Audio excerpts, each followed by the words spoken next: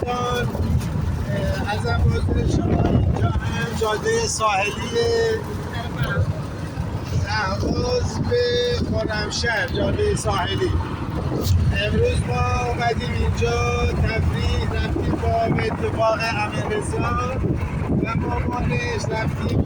خود از من نگیر، چرا؟ رفتیم جهت دیگه بازدید با خانواده اقوام و فامیلا، خانواده دایی های عزیز.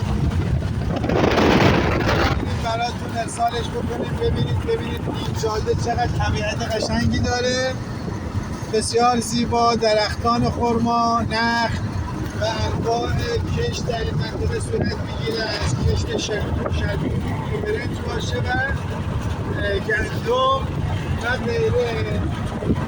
اینو با شما ببینید و لذت ببرید. ببینید اهواز چقدر جاهای زیبا و دیدنی داره. با دیدار بعد خداحافظ شما. خدافظ.